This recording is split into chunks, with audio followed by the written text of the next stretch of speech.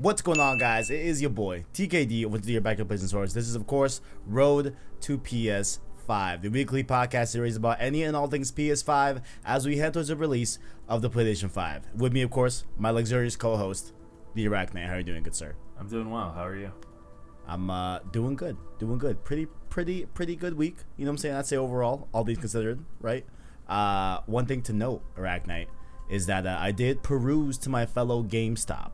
You know what I'm saying? I was doing some errands, right? Getting the old oil change in the car. You know, doing the adult things in life that aren't that fun, right? But I went to do something fun, ArachKnight. All right, I went over to GameStop for the approximate second out of the 3 times I'll go to GameStop this year, and probably for the foreseeable future, right? Right. That is that I did pay off my PlayStation 5 digital edition. Ooh. It is paid in full. It is ready to be given to me. You know what I'm saying? Mm-hmm. So that was fun. I'm excited for that. But of course, this is Road to PS5. You can catch the show here on youtube.com/PlayStation Source, as well as your favorite podcast service every Sunday morning, 10 a.m. by hitting that anchor link down below to find us on Apple Podcasts, Google Play Podcasts, Spotify, and any other major podcast service, or by just searching the PlayStation Source podcast feed in your respective service. To support the show, you can, of course, like and subscribe, as well as become a member of the channel by hitting the join button or link below in the description, just like the homies Owen, ArachKnight, Chungi, Caleb Kaiser, and the homie Tapiwa Musa. Much love to you guys for becoming members. You can be members of the Prince tier or the King tier for $1 and $5 respectively, giving you access to different channel badges, emotes, as well as shoutouts and all PSS content, just like those homies I just mentioned. Follow us on other platforms such as Discord and Twitter down below in the description as well. So in spite of me, paying off the old PS5, of course we had some big things this week involving PS5. We got the UI reveal. It's going down. There was a thing about Burger King. There was a ton of different stuff. Is the PS4 actually recording you in parties? We're going to talk about all that. But before we get that started here on episode 10, we did run out of Star Wars references. So do we want to make up the name of episode 10? Because it's going to happen. Well, no, I guess not. Because the Skywalker saga is over, but I think there could be like a new trilogy, I guess. Like, man, just give me some Old Republic stuff. Like, I'm done with the Skywalkers. I want a Clone Wars-esque show to take place in between episodes 6 and 7. That's what I want. I want to see Luke building the Jedi Temple, training younglings, you know what I'm saying? Kylo. That's what I really want to see. I mean, like the Mandalorian takes place but in that time frame, so like it's definitely doable.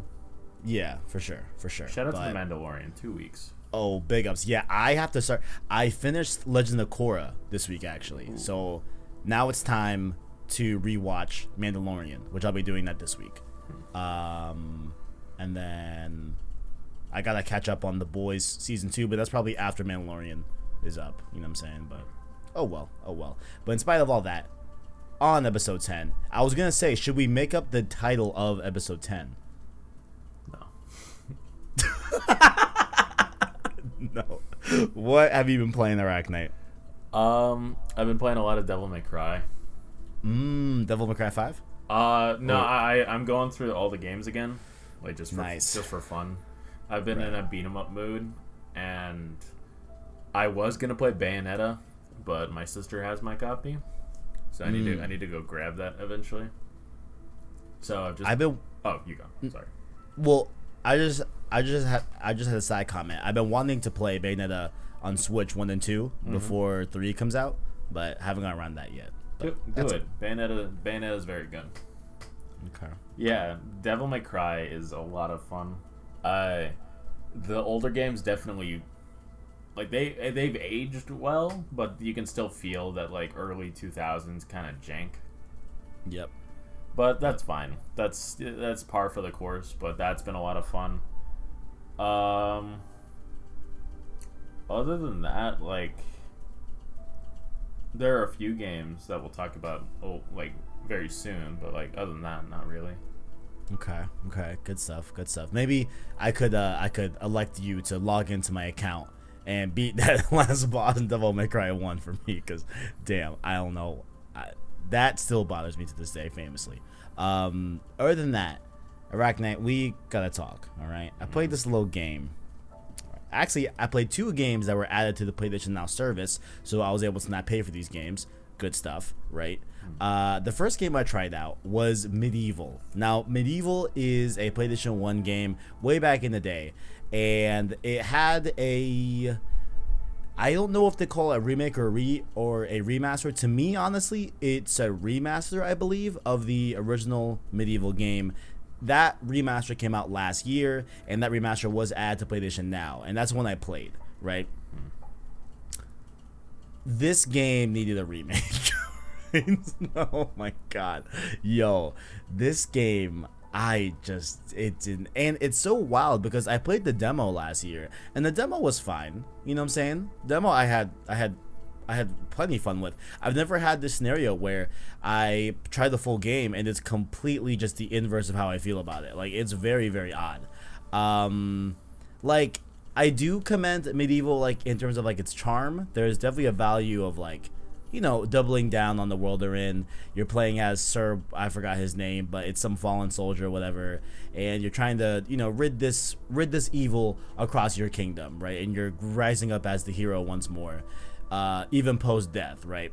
So all that's cool and dandy. You know, there's definitely a level of charm, but the game it's not fun. It's not good. It like, I feel like the really bad elements of a 2000 game, like back, well, no, I think it was before 2000 actually. All the bad parts of like a PS1 game are like highlighted here, you know, and it's just it's and I hate putting down games and not seeing them through. I really do, because if I'm going to pick up a game, I have some level of interest that I would like to see it through. You know what I'm saying? I never really want to, like, you know, like, I'm at a point where I know what I like and I know what I don't like in games, right? So, you know, I don't really need to try a game to see if I'll actually like it. You know, I can kind of just, like, look at gameplay, look around, see what people think about it, you know? And I either get it or not, right? But I just, man, they just wasn't doing it for me, man. So I had to give it that delete, man. Had to do it to him. You hate to see it. You hate to see it. Truly. It has like a 67 on Metacritic and a 6 out of 10 on Push Square. So you're definitely not the only one that feels that way. Yeah. I don't know, man. It wasn't it. What was kind of it, a little bit more, just a brief, you know, just to run through some of these real quick. Black Ops Cold War beta going on right now. This goes up on Sunday, so you still have, like, I think a good 24 hours left to play the beta if you haven't already. Did you get a chance to jump in the Cold War beta? I did. I didn't have fun. Yeah. There's some issues with this that weren't in the alpha, right? Tell me if you were feeling this too. Do you feel some sort of difference with, like, the aim assist and how that feels, you know? I played the beta on PC, so I can't really talk about the aim assist. Okay, gotcha. So on console, something is wrong with the aim assist, right? And a lot of people are talking about it in the Call of Duty community, and I'm feeling it too. Like, it feels like I'm having to combat the aim assist to actually get it to aim at enemies. It's very, very weird. I think it's just something that's wrong with the aim assist.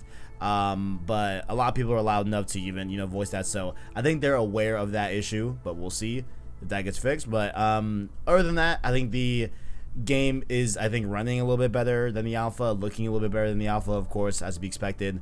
But the one big glaring issue that a lot of people are still having, and that I have as well, that I don't like is in the game, is, of course, skill-based matchmaking still in there. I know you have differing opinions on that, but yeah, I still think it's something that needs to be toned down.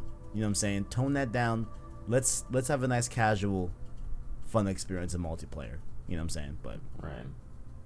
I digress. I did start Black Ops, the original campaign, just to get myself, you know, spruced up in the Black Ops lore. I assume you played the Black Ops story back in the day. Yeah.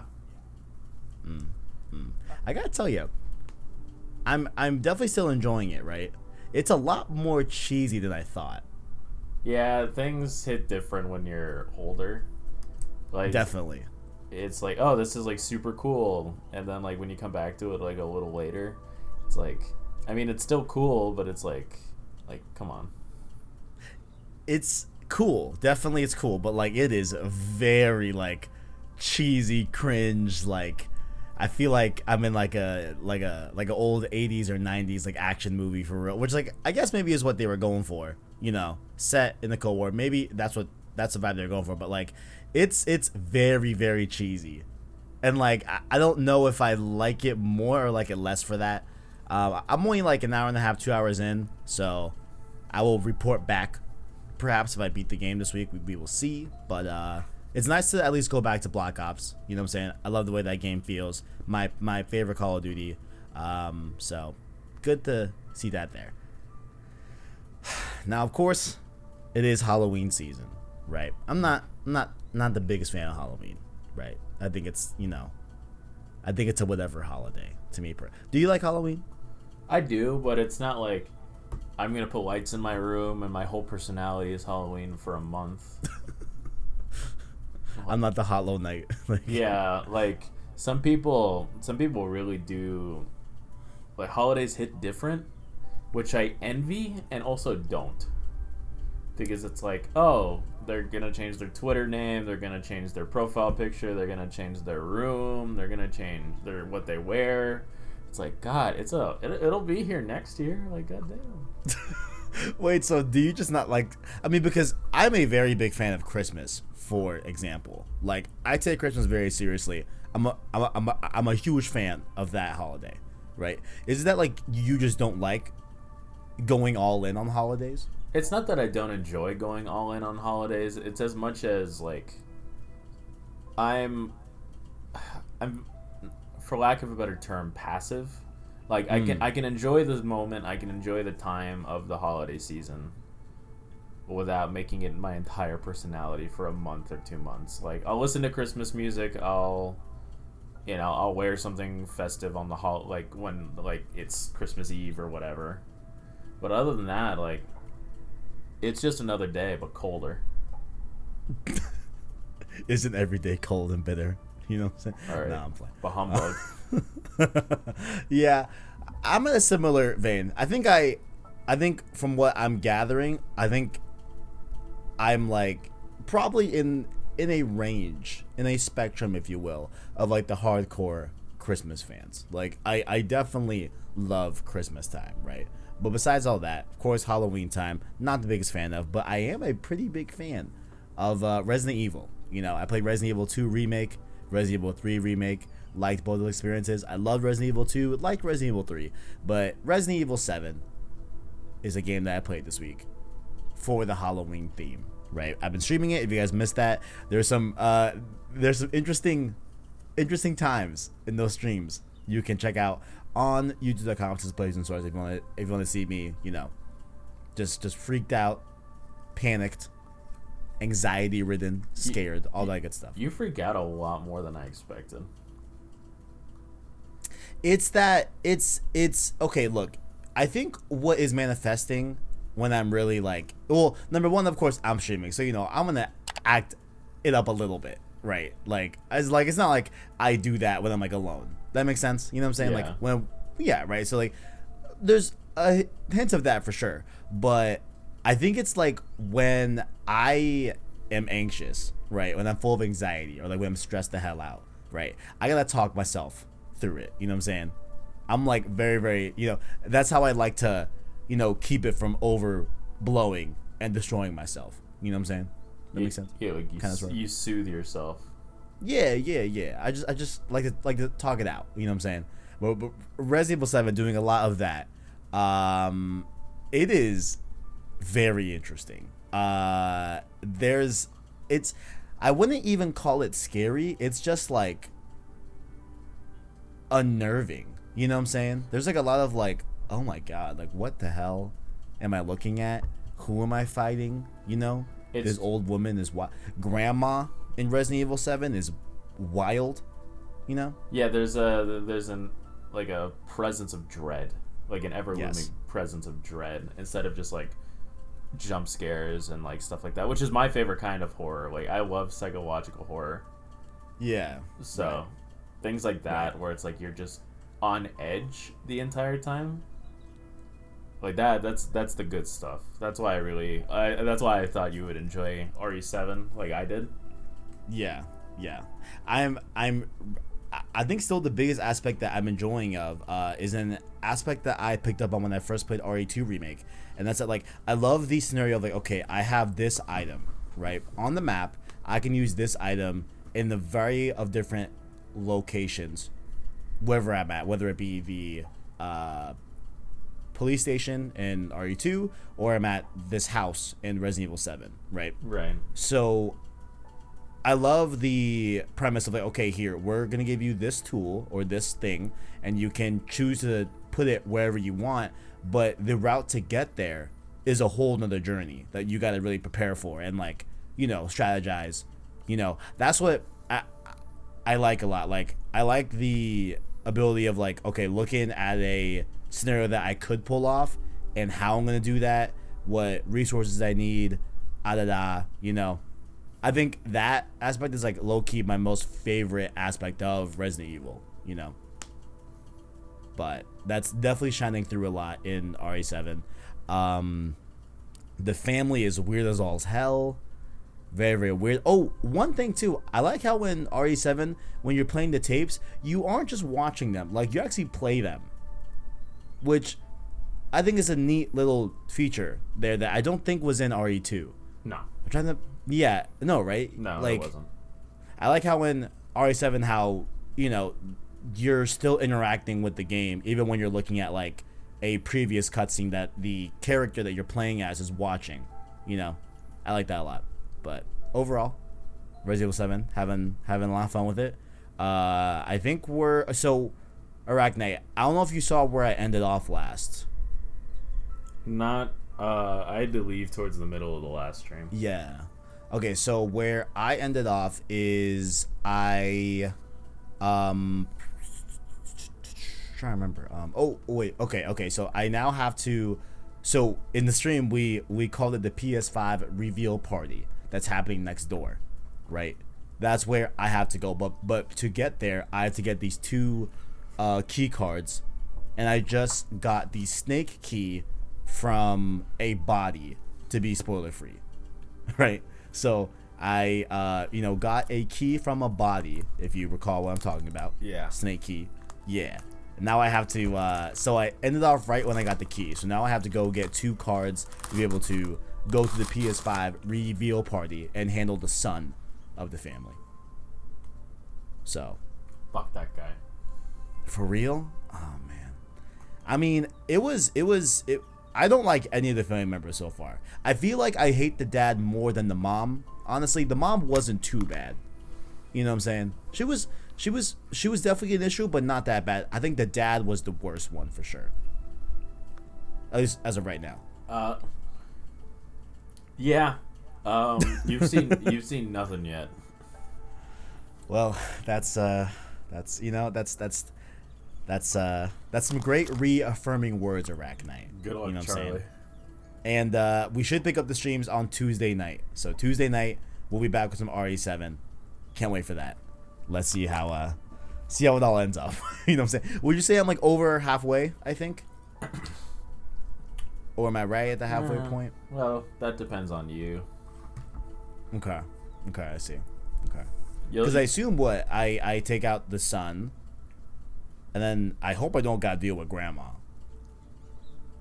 Who am I kidding? I gotta deal with grandma too, don't I? Well, I don't remember. It's been a long time. Shit.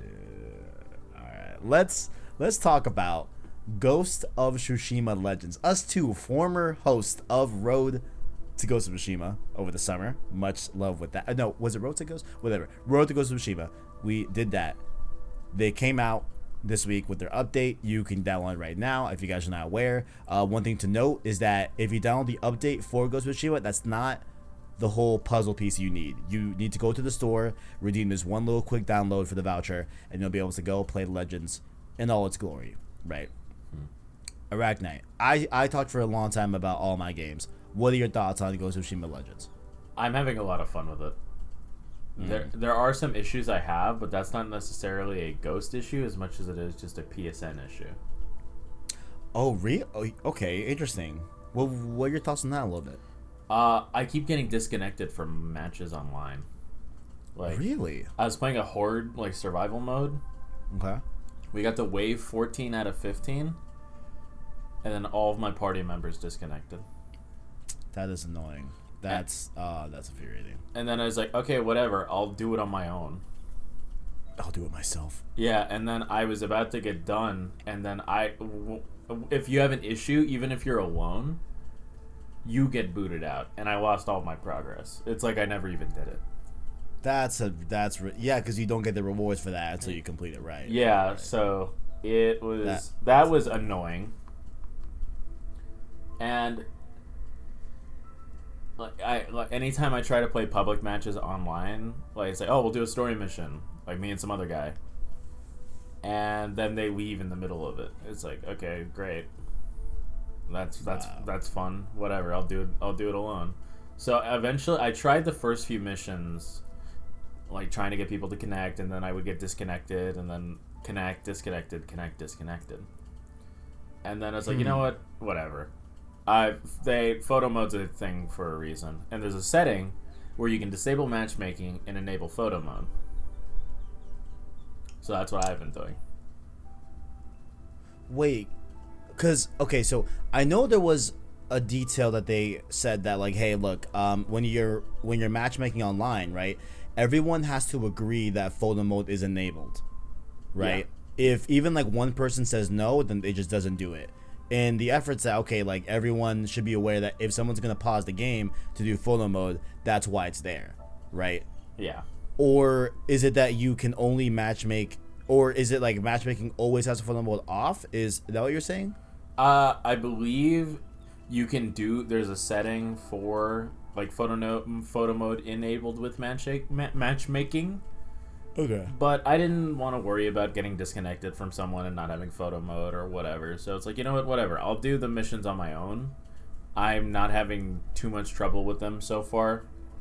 So I've been running the missions just on bronze because that's where you start out on. Yeah. And with photo mode on, and I've got some really good shots on my Twitter. Like I'm very happy with some of my recent pictures.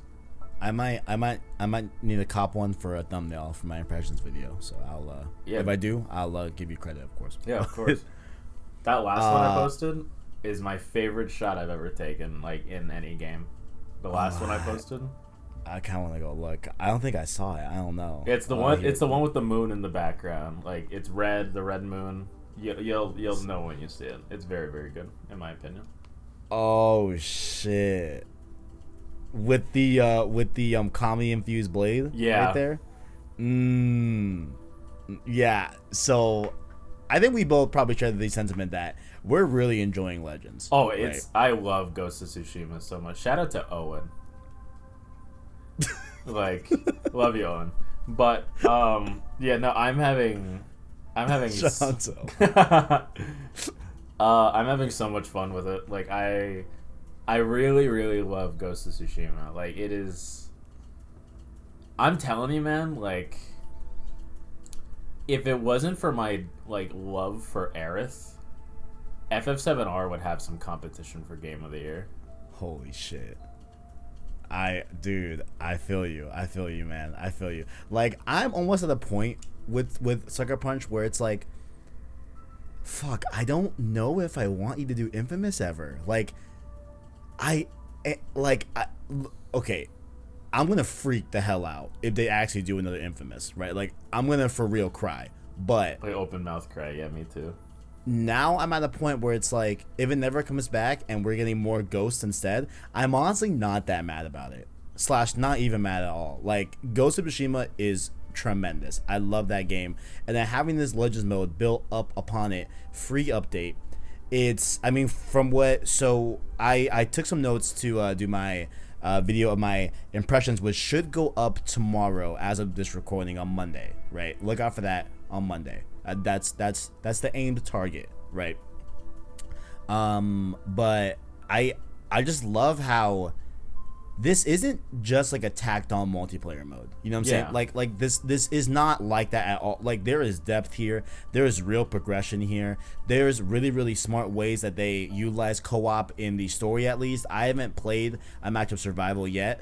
I definitely do need to do that before I do that video, of course. But at least with the story mode, there's a lot of like really, really unique and like really fun ways that they utilize the prospect of co-op in the story missions, besides just having two people to help out with a bigger enemy base. Like there's a lot of like really, really, really smart ways that utilize it. Did you play that story mission where you have to take over one of the different colored kami, like, yeah, I don't know how to describe it, like those, right? Yeah, that's how I got the screenshot.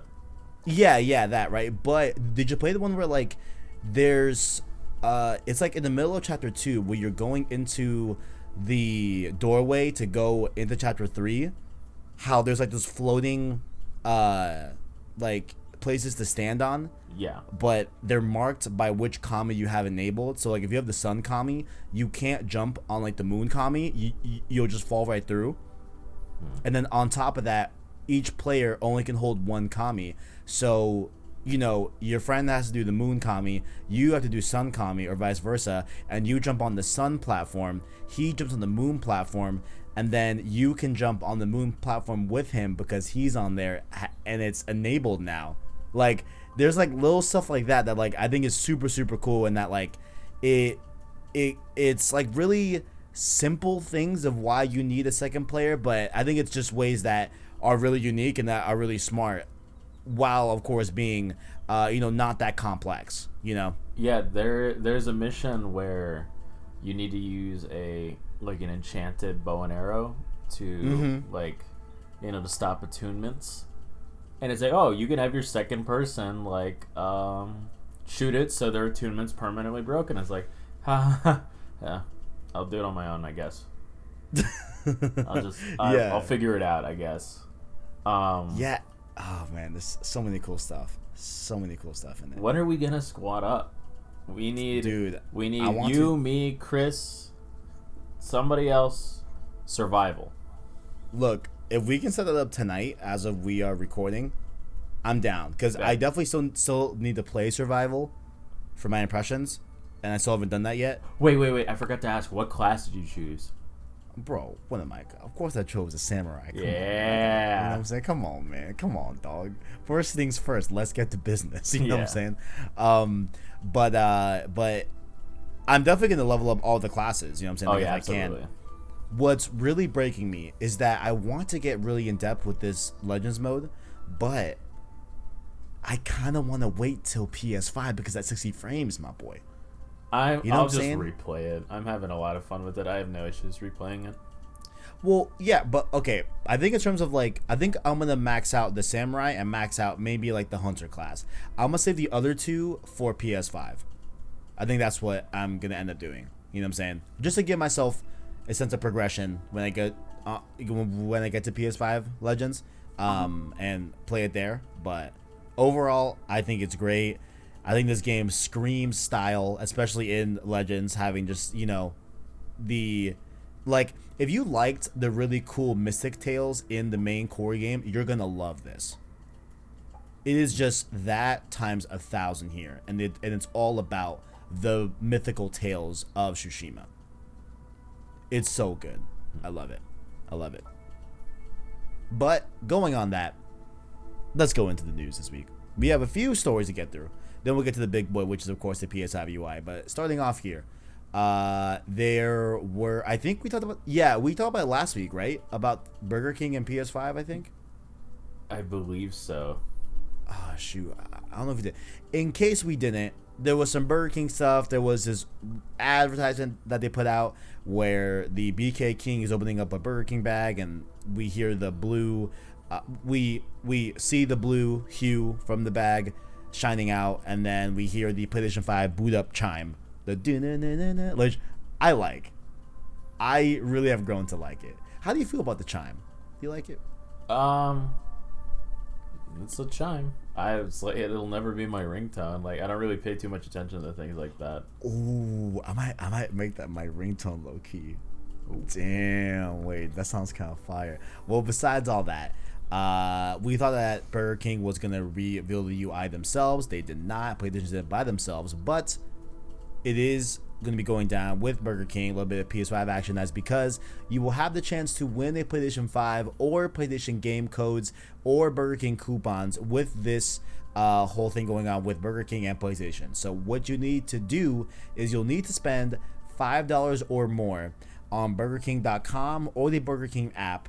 You can buy whatever food you want, just has to exceed $5, and you will receive a coin. This coin will give you a virtual scratch card, which then could reward you with a PS5 console, PlayStation game codes, or Burger King coupons, right?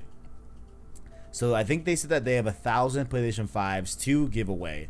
I don't know how many game codes they have or Burger King coupons, but yeah. So if you wanna, get a chance to win a PS5 or a PS5 game or a coupon for Burger King, you can do so. Between now, October 15th is when it started, all the way towards November 22nd when it ends. Now, I know you're gonna ask me, ArachKnight, did I do this yet? The answer is yes, I did do it. Now, your second question, ArachKnight, did I win? No, I did not. I did win a $1 Burger King coupon. We stay winning. That's a 20% return, baby. That's a W. That's a W. That's a W. I mean, so are you gonna try and go for this? I'm not saying I'm not gonna go crazy and buy Burger King every day. That's absurd. But are you gonna try it at least, ArachKnight? Yeah, I will. I have a Burger King right next to where I live. Okay, so $5 will get you a 1 in 1,000 chance. Yeah, something like that. Well, yes. Well, I don't know how how to work out because the probability okay, so you have a lot of people getting Burger King every day.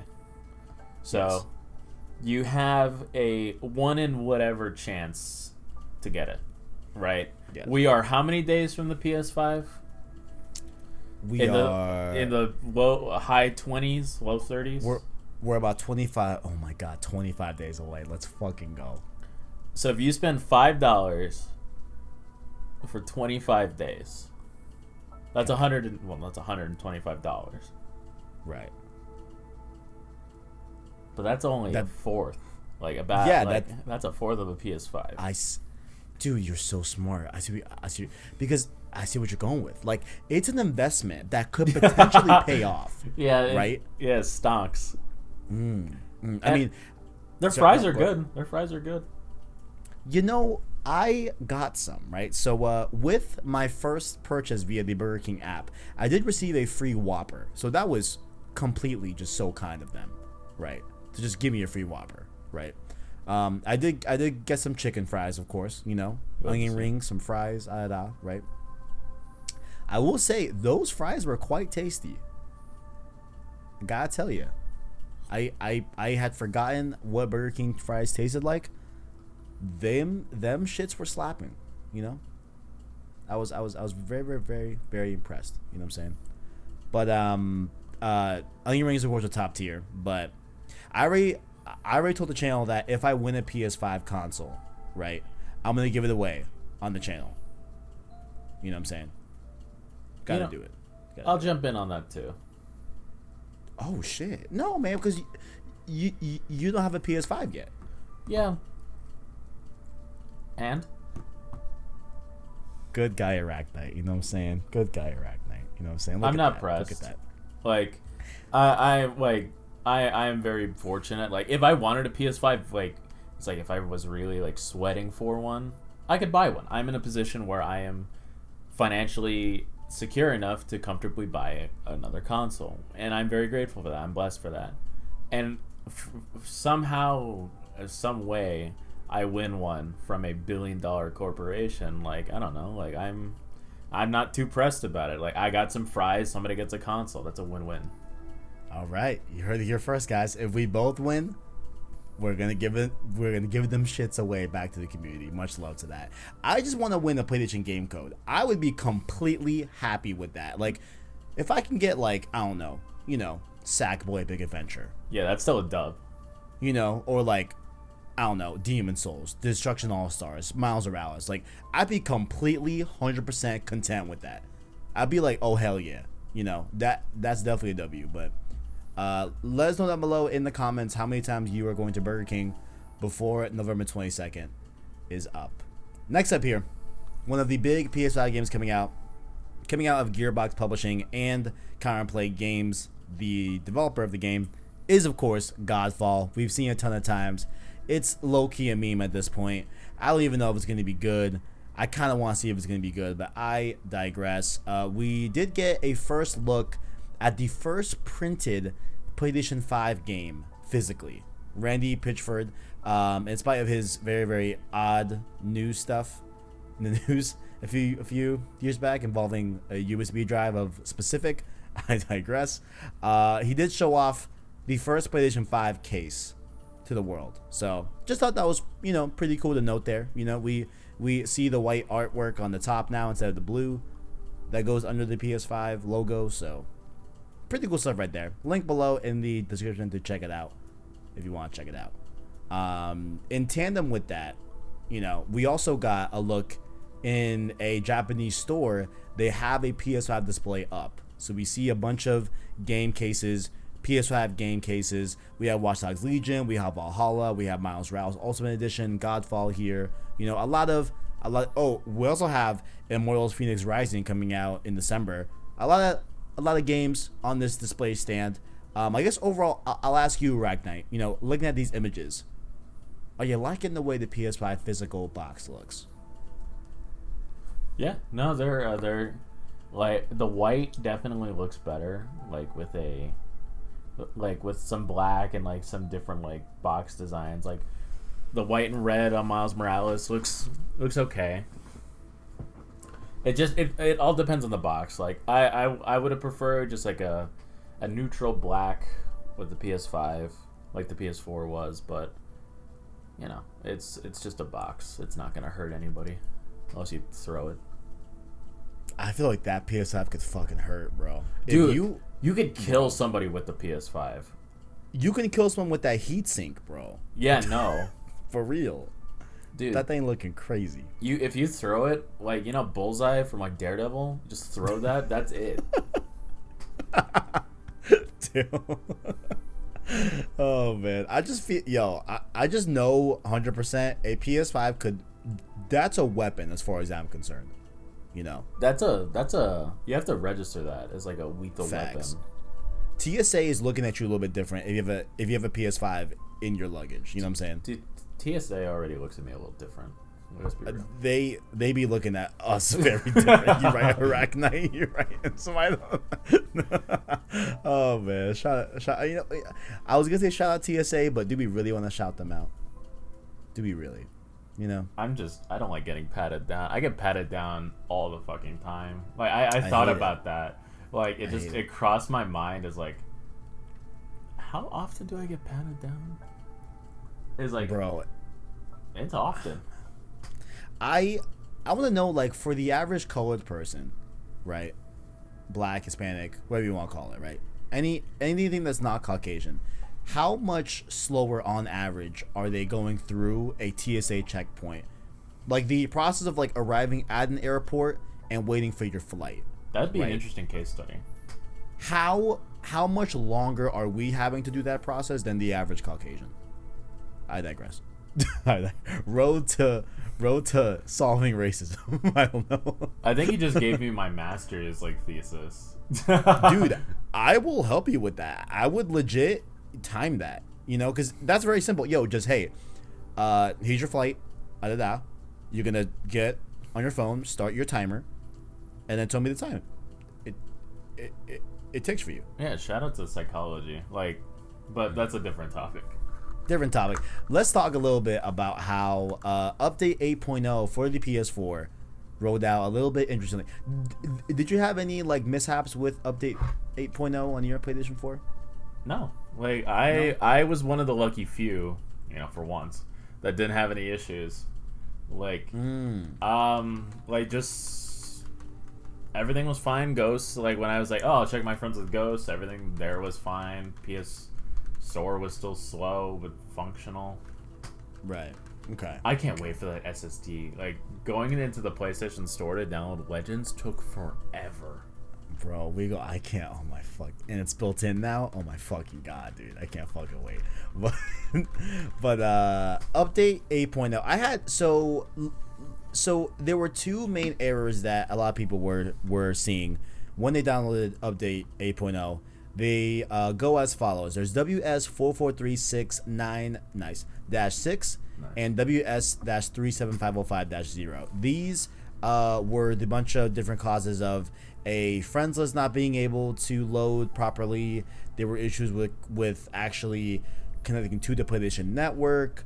There were server issues that were happening with people that updated to this. The only thing that I saw of note, I was able to connect to the PlayStation Network fine, is just my friends list was not loading. My friends list did not load like all Wednesday at all. But then day after, it worked itself out. It was fine. But the big things that, like, one of the big things that changed here, one quick one, did you notice this? Now under your friends list, you see a little PS4 logo, which they did a similar thing for the PS3 when the PS4 was being released. So now it'll indicate the same way that you see on your friends list. If there's a person on PS3, I think it shows you that logo as well.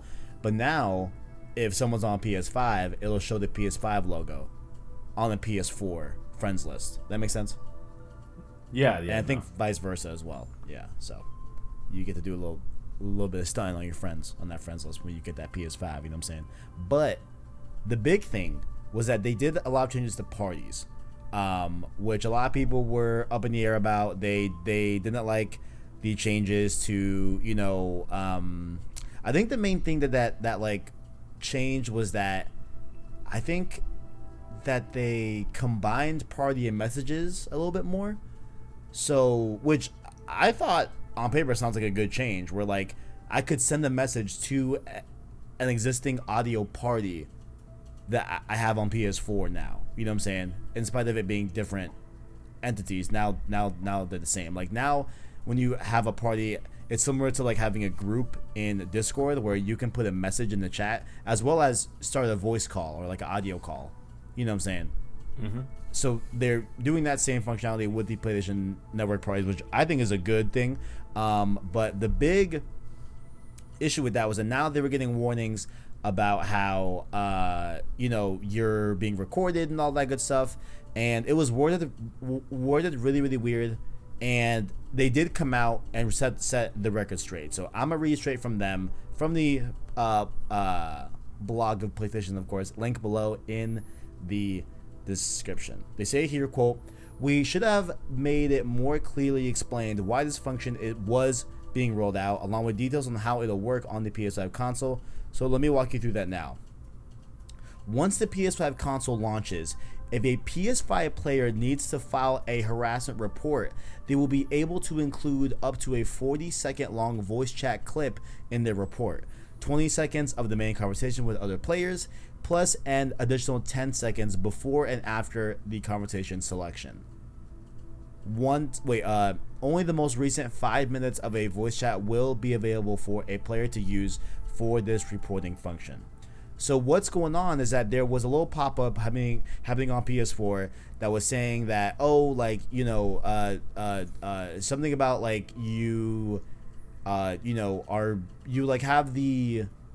may be recorded or something like that in your party, right? So got a lot of people talking like, oh my god, are they recording PSN parties now? What the hell? What's the deal? There were a lot of funny jokes about it too online as well. Like a lot of funny jokes. But this is strictly just a PS5 feature, and they're rolling it out now because you can be in a party with a PS4 player as well on PS5, right?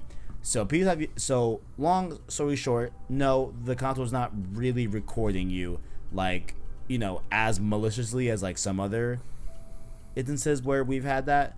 But this is just simply for reporting purposes. So like if ArachKnight calls me like I don't know, half a pickle, piece of crap. I thought we were going way harder than that. I was waiting for it. It was like, oh god, here we go. I was like, Kev, am I gonna go hard? And it's like, let's not. But it's like, am I gonna get accused of calling you the N-word hard R? Holy shit! I thought that's where you were gonna go. It's like, here we go. I was waiting. I was waiting for the blow. If ArachKnight sends me a voice message on PSN of like a variety of colorful insults, I could send just that out of nowhere. Yeah, if he just tears me apart, right? Rip and tear. Tear. Shout out to Doom. That's in 3 days. Go on. Oh yeah, the Doom DLC. I'm gonna play that on PS5, I think, for sure. I'm gonna wait. Yeah, it could not be me. Well, there you go. Well, I could send that voice message to PlayStation Network to review, and then they could do whatever they want to ban my ass off that. Wait, what? Yeah, they'll ban me. Yeah, ban or whatever type of consequence they have. So that's that. People were kind of freaking out. No, PlayStation is not recording your every message, but you may be up to being recorded and being sent if you talking crazy in a PSN party. You know what I'm saying? That is it. But also, one last thing to note, they did add a bunch of different avatars to PlayStation Network that you can put on your profile.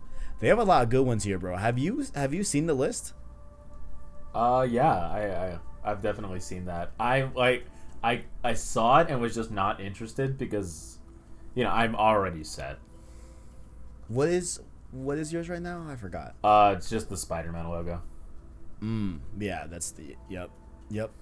You're pretty much good there for sure. Yeah. But they added some Uncharted 4 characters, some Last of Us Part 2 characters. We added Kratos, which I'm shocked that wasn't there now, but here it is. We got some Journey, Ratchet and Clank, Delson Rowe from Infamous Second Son. You know what I'm saying? I think a Colossi from Shadow of the Colossus, Jack and Daxter. A bunch of really, really, really, really cool ones you can change on your PSN if you want to with Update 8.0. And that has concluded the news section. Let's get on to the big boy, all right? ArachKnight, we got a look at the PS5 menu. Before we get into the nitty-gritty of it, what are your thoughts overall, service level, about the PS5 UI? I think it looks good. Like, it's fine. It's definitely serviceable. Like, it's not ugly by any means, but it's not like like King Julian, like friend of the channel, is like, this is the best thing I've ever seen. Is like, God, then you need to go out more. Holy shit! Wow. Yo, like it's good. It's just like, I don't know, like, why everybody's like so hyped about it. It's a UI, my guy. But that's just me. I'm just genuine. Like, if you see me get excited about something, like genuinely excited about something, like, that I'm very passionate about it. So it's like, things like this, like, yeah, like, it's definitely cool. Like, I'm definitely happy to see the UI. Like, there are definitely a lot of service level things that I am more interested in than the aesthetic. Like, I'm function over, like, style for a lot, like, for a wide majority of things, and I'm more excited about the function of the UI rather than the aesthetic of it. I see you. Yeah. Overall, I think, like, service level, before we go into it, I think it looks really, really good. I have questions about the UI. I have like some quote like low key issues with it, I guess, but overall I think we're at a really, really good starting point with the PS5 UI, considering, like, if you go look at the PlayStation 4's UI, like when they first unveiled it, it looks a lot different than how it looks now. You know what I'm saying? So overall, I personally think it's a good job. But going into it, right, let's start off with a few things. One, the PS5 menu does run in 4K, but everyone needs to chill, is what I wrote here in the doc. Some people are claiming that, because the Xbox UI doesn't run in 4K and it runs in 1080p, that it's some big issue and all that. You know what I'm saying? Everyone needs to relax, right? And the second thing here is that they said that the overall design philosophy of the UI for PS5 is strictly meant to get players into gameplay as fast as possible. Like, that has been their overall, what they have claimed as their thesis for for this UI, right? So going into it, the first thing that they kind of detailed was the control center, which is going to be one tap away from the from anywhere on the PlayStation 5 with one hit of the button. It is essentially, how I like to describe it, is just a very expanded quick menu. There's 10 different icons on the bottom that had to do with like home, notifications, accessories, whatever, power. And there's also a thing called the switcher, which will be able to, I believe, have you switch between different games that you have running in the background, as well as a game base, where you will see your friends list and who's online, who's offline, all that good stuff. Then there's these new things called cards, which cards are going to be aspects of the control center that allow you to interact and get more info about a given game that you're playing. So for example, different cards can have trophy progress stuff in there. Cards can have things of like recent news about this game, can have recently created screenshots and clips of this game that you have created. It also expands and like, it definitely seemed to add on every time that the user in the video was doing something. So there was a part where they were talking about like voice chat and like joinable lobbies and multiplayer and everything, and cards started to pop up reflective of what the person was doing in the game that they were playing, right? Whether it be Sackboy or Destruction All Stars as well. So they're I think meant to be just like complimentary cards that will be able to, further bolster the experience that you are having, whether you want to hunt for trophies or this, that, and the third. It looks like that's what the cards are going to be. A big thing to note is that there was a customize button on the control center, right? So presumably, maybe you'll be able to have only specific cards show up that you care about, or change the bottom row of what things you want down there in terms of like the 10 buttons, like the home switcher, mic, music. Maybe you don't want music there, you probably take it off. That's what I think that the customize button is going to be for, right? Other than that, they also had different aspects of cards that were in the form of activities. So these activities are going to be fine-tuned for each game that you play on PlayStation 5, and they can have individual levels that they had. So like, they had individual level cards in Sackboy, and they also had one that was called Adventure rather than level, which I think is the full game. So like, I think like they mean like the full experience.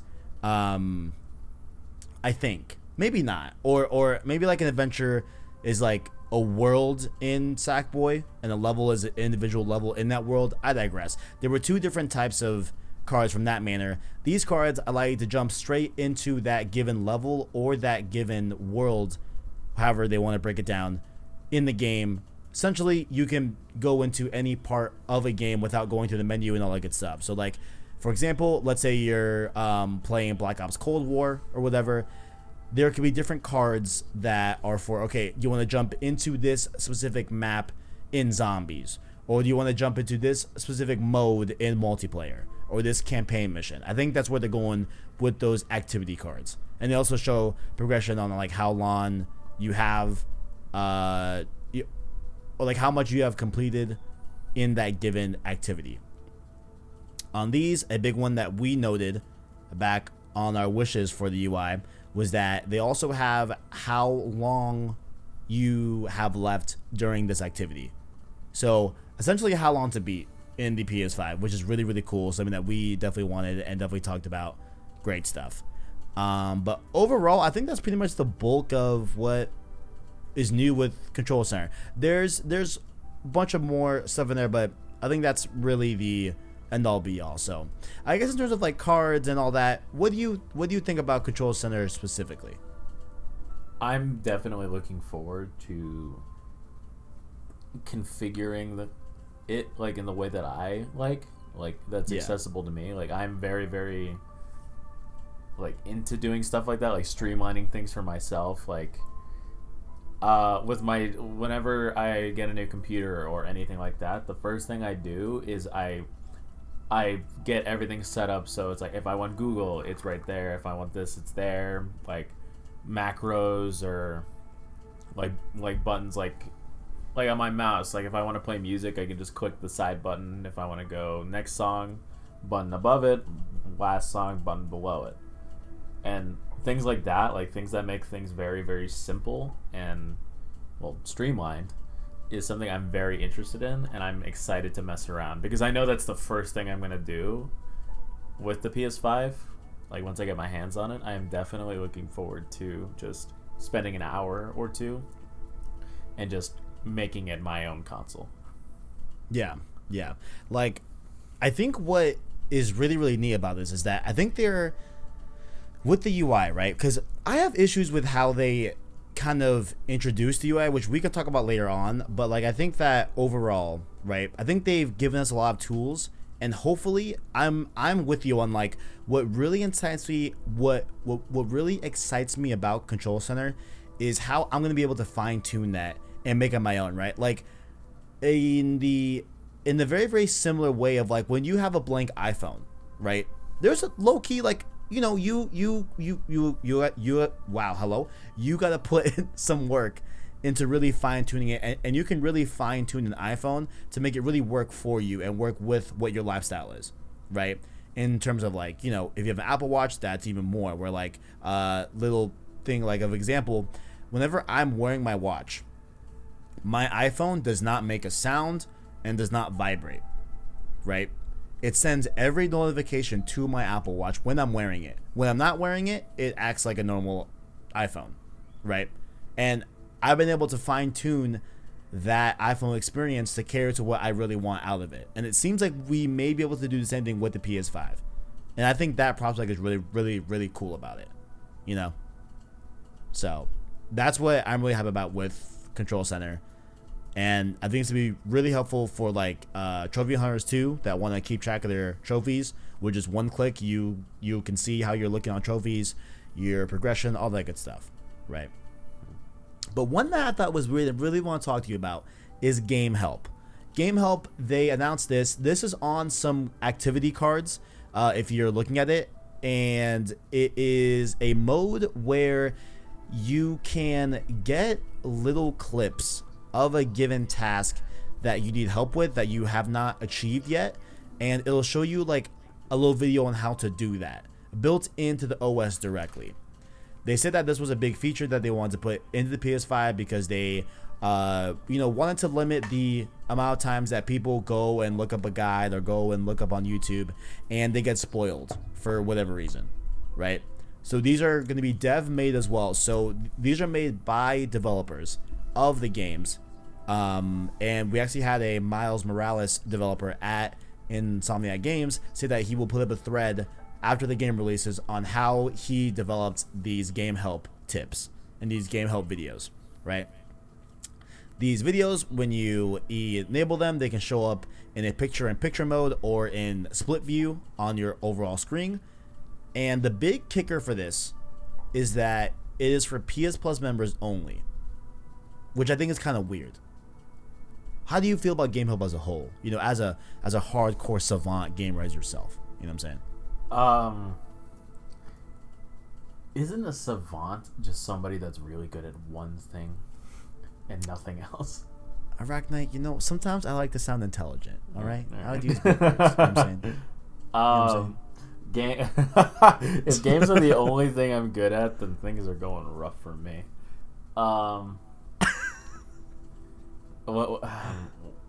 I'm happy about it. Like, especially with me playing through Devil May Cry, there were some sections that I just didn't know what to do. It's like, where do I go? And I looked up a guide online, and I've played these games like before. Like, I've seen the story of them, so I wasn't too worried about spoilers. I just needed to go, but it took more time than I would have liked. So it's like, if there was something I was like, hey, like, idiot, like, you don't know where to go, like, little baby, it's like, this is what you do. It's like, thank you. But there have been some times where it's like, hey, I don't know what to do. Like, I don't know how to, like, beat this area. Like, it happened with God of War. And it's like, how do I beat this boss? And then I would fast forward too much, and then, like, bad. Like, it's like, oh yeah, that's a huge story spoiler. It's like, oh great, thanks. Yeah. I feel you. I think definitely, like, in practice, on paper, in concept, this seems cool. I really want to see later on in the gen if it's really something that, like, they are pushing developers to actually make and support. Because I don't, like, ArachKnight, for real, I don't know if, like, let's say I'm playing, you know, Dark Souls 4, right? Or, like, Bloodborne 2, right? Is From Software really going to make game help guides for that game? You know what I'm saying? This is what they'll do. Like, they'll have a page for it, and then it'll just boot you into the boss fight or whatever you're having trouble with. It's like, listen, the help is just to do it. All right, figure it out. It's just get good. Get good. You know what I'm saying? Like, I just don't know if this is gonna be widely supported. I mean, I think we'll have more like of an insight on how they're made when we get that dev from Miles Morales, and he does his thread about how it takes the process, and like, maybe it's really easy, who knows, but I don't know. So this one is, I think, really cool on paper. I could see myself potentially using it if it's really useful, you know, and really intuitive. I think it's kind of weird how it's locked to PS Plus. That just seems like a paywall. I don't know. Yeah, right? Like, I don't know. Like, if you made this game help to, cut down on players being spoiled by games, right? Which happens. I've been spoiled by games, looking up how to do something in the game, for sure, right? But we're gonna lock it behind PS Plus. It's like, well, don't you need PS Plus to play online? You do. That's very fair. And, like, I feel like it's more odd than not to find someone that doesn't have PS Plus. You know? Yeah. I feel like that's more of a rarity. Maybe the numbers don't paint that picture. I know there's, like, around, I think it's like 38 million PS Plus subscribers, right?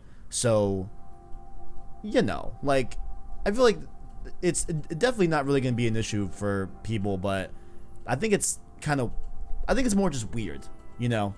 Yeah. I don't know. I just think that's just really weird, but I digress. Moving on, we talked a little bit how the party system on PS4 is changing, and it's because we are having big changes in the PS5 party section. Little things that they showed here was that I love how there's going to be interactive notifications now. So rather than, you know, getting sent an invite to a party on PS4, having to go out into the menu, into notifications, click on that notification for the party, hit join, do all that, you can join straight from the notification itself while you're in game. I think that's really cool. Party chat is being expanded to mobile, PS4 and PS5. You can all talk in one party chat.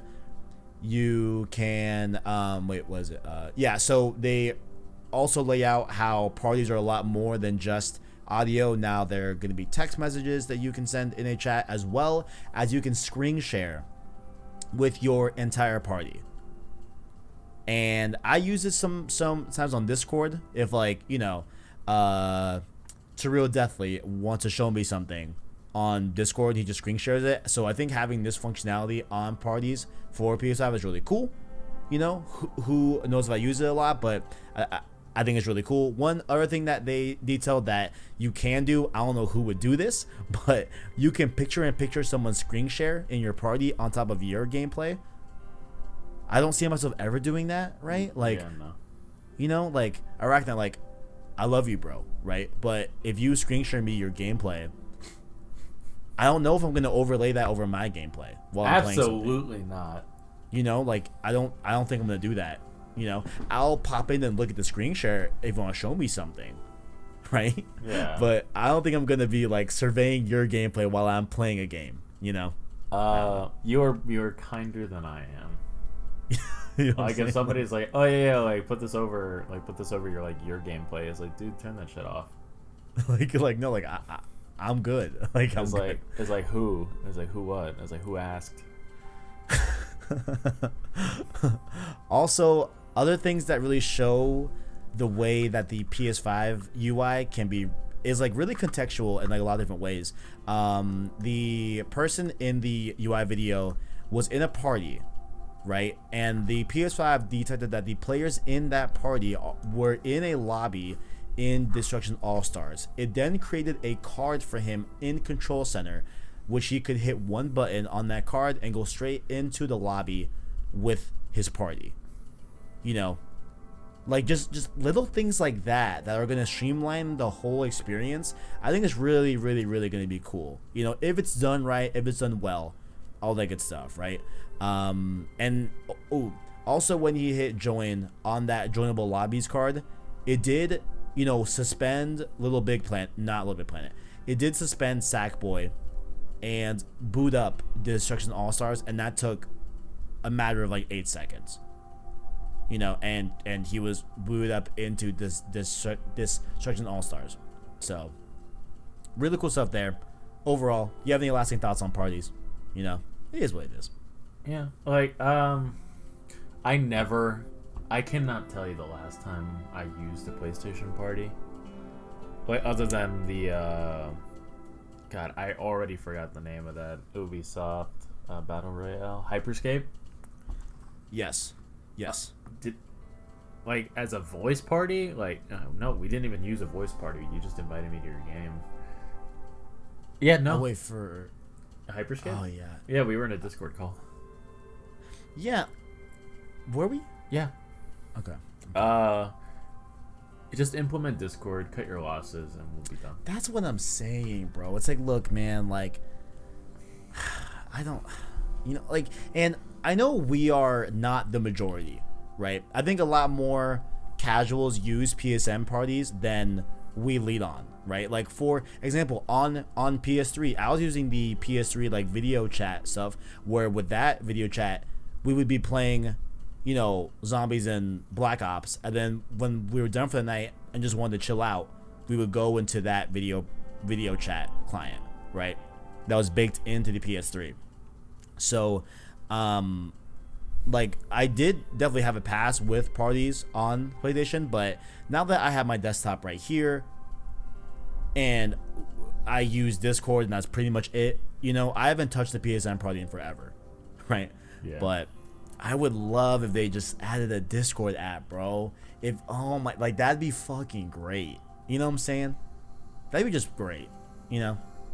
I wish. Oh well. I digress. Well, considering how much they are doubling down on their own party, I mean, which is not bad. They should invest in their own client. That's great. I would love if they added Discord though. I digress. You were sharing some screenshots of Ghost of Tsushima Legends, of course. You'll be able to do that as well on the PS5 with the Create button. Of course, it works just like the Share button. The only thing that's different here is that screenshots and clips will be saved in up to 4K if possible, which is really cool. Really, really cool. I love that aspect. I love sharing screenshots. You know what I'm saying? If they're in 4K, that's great. Honestly, other than that, everything seemed to be the same. You know, everything seemed to be kind of the same as the Share button. And I think pertaining to Create, I think there's other things where like you could deeply edit certain screenshots and clips that I think warrant it why they are calling it the Create button as opposed to Share button, but they have not showed those functionalities yet. So kind of weird how they still haven't shown that on like why it's totally different than than the Share button on PS4. But yeah, you can share your screenshots and clips in 4K. Any thoughts on that? Very Not excited. that much there, but I'm excited because I don't know. With screenshots, I'll take like a shot I'm really proud of, and then I'll upload it, and it'll look like shit. Yeah, it's like super compressed. On Twitter, it looks so compressed, bro. I know what you mean. So it's like these are quality shots. Like, hire me, I will take pictures of your game, even though there are people that are much better than what I do. But I'm willing to learn. I'm just excited to be able to share like really high quality, screenshots on Twitter. Oh yeah, I like. As soon as that functionality is out, I will replay Ghost of Tsushima just for that. I will. If you thought you saw a flood of screenshots before, then you've seen nothing yet. Buckle up, Buttercup. Ew. No. No? Okay. No, ew. What was that? Ew. Something that I wish they showed this first and then the control center stuff, and then the share stuff and all that, is now the home menu. Which I get in practice why, because they wanted to show off like the truly like really, really new stuff with the control center and the cards and all that. I get it. But I wish they led with the home menu first, just to kind of just get, like see the home menu, boot up a game, then go to the control center, because that's when you would likely use control center when you're playing a game, all that good stuff. But I digress. Home menus here. The menu has been split up into two primary sections. There's games and there's media. Media they did not show, but said that the layout is very similar to the game section, which I think this is a positive, right? Because ArachKnight, this was never an issue for me. I never had like Disney Plus or like Netflix like taking up my PS4 UI menu, because I never used any media services on my PlayStation. That's just not how I use my PlayStation consoles. I have an Apple TV for that on my bed. You know what I'm saying? Mm-hmm. But I'm glad that the media is going to be in a completely different region of the PS5 menu that I don't have to worry about. You know what I'm saying? Like, it's there, cool. Right? Yeah, well, that's just... I know that the PS3 was... that people used it a lot, and people bought it just because like you could play like HD movies on it, and people do that with the PS4. Like, but when it first came out before Apple TV and all the modern developments. So I can see why that would become an issue, especially if the PS4 was a family console and they had it in the living room, like that they could use it for Netflix or whatever, or the kids could play. So right, like, just because it doesn't pertain to us, like I can definitely still appreciate the how much thought they're putting into the UI and making things look as clean as possible. Yeah, and then like it's honestly like a kind of like funny way to look at it, but like I think this is a real way to look at it. They now have a plan with the menu being split into games and media, that if you don't want to pay attention to the media, you can just not, right? And if you do use your PS4 for games and media, like if you watch Netflix as well as play, games on it, right?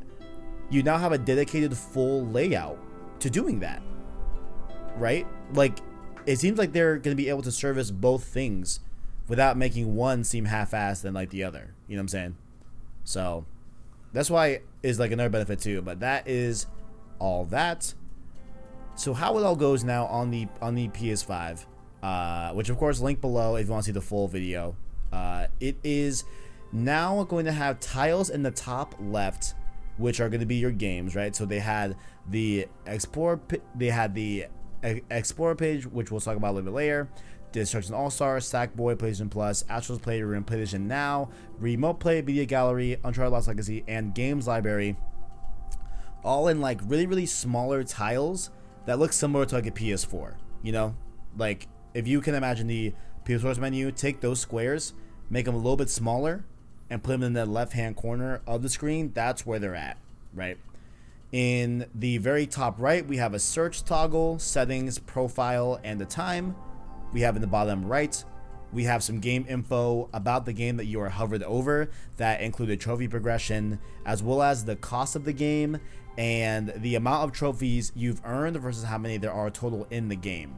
So the progression was a percentage, and you also got a readout of like how many trophies you have attained over the amount of trophies in that game. Bottom left, if you hovered over a game, had the logo of a game, the tagline for the game, a play button, and an option toggle for that game as well. And then when you scroll down from a game that you're hovering over is where you get to the games hub that we did talk about during the PlayStation support stream that we talked about, where we got details on backwards compatibility last week, and they were using verbiage like games hub and all that.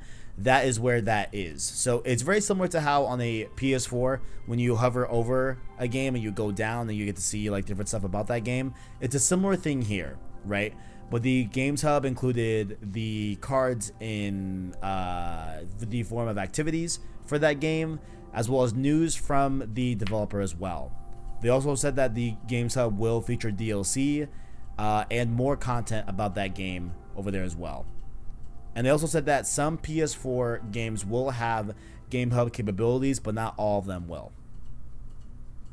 And yeah, that's pretty much a run through of like the overall home menu. Do you have any concerns or like just thoughts about the menu, just like looking at it, you know, now? We haven't used it yet, of course, but like how do you feel about it looking at it now?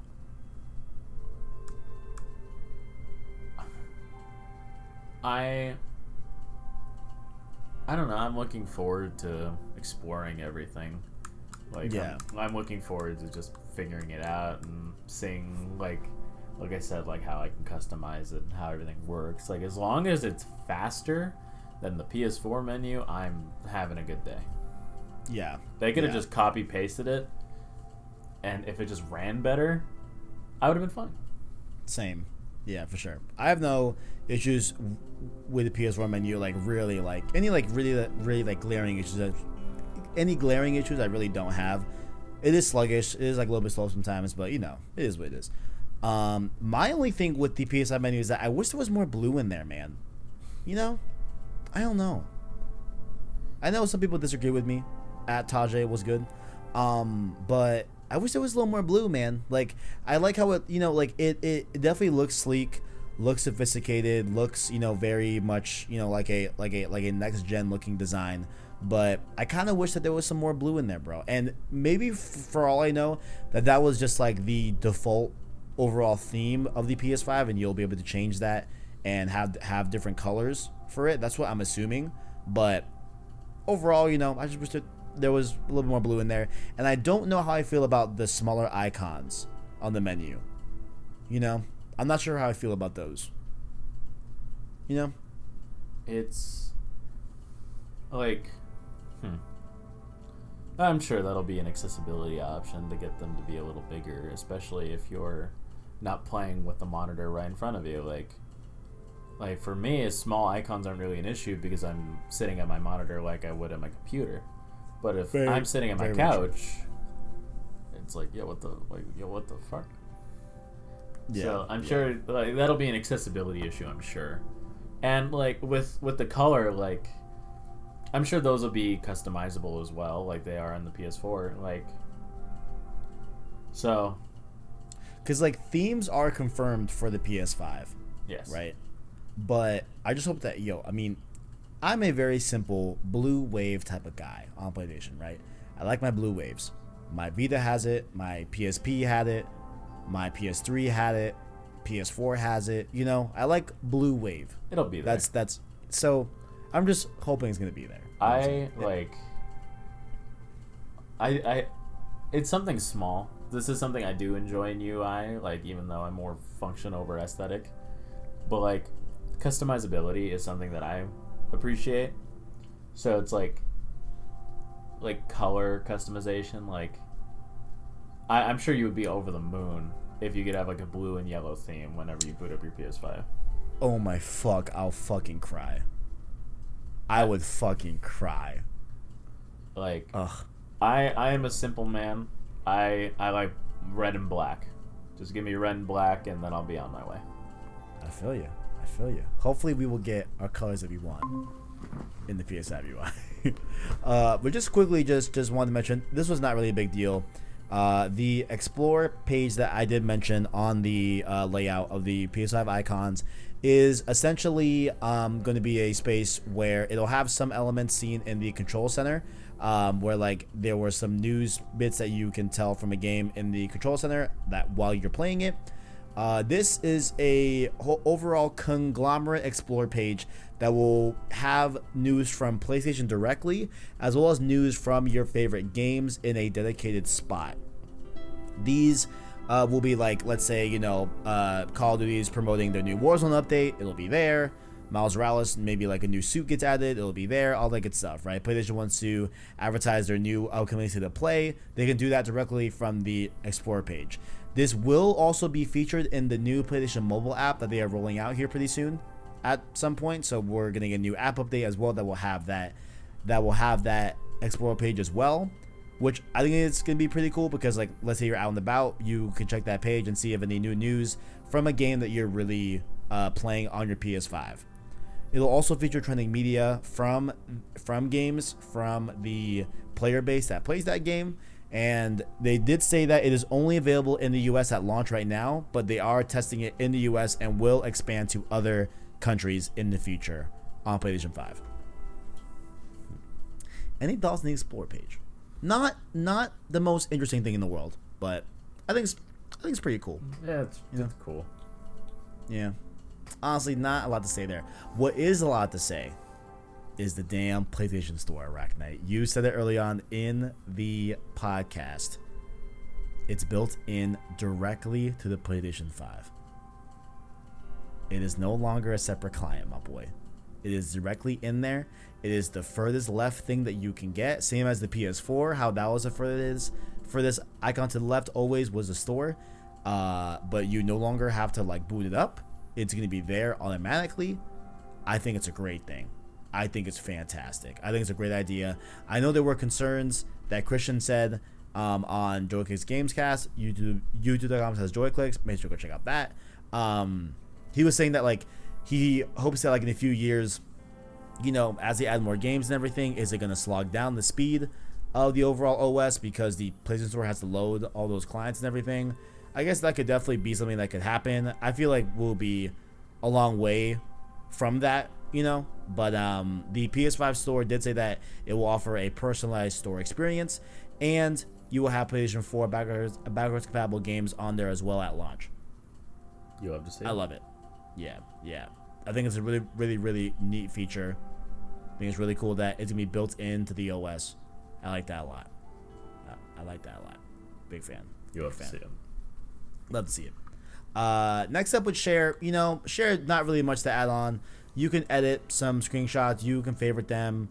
You can also share them to your favorite third-party, platforms. They did announce, during this section that you can attach a message to a screenshot if you're sending it to a party, which they also said that rather than type it in, you can use voice dictation to send a message to, you can use voice dictation to say your message as opposed to typing it in.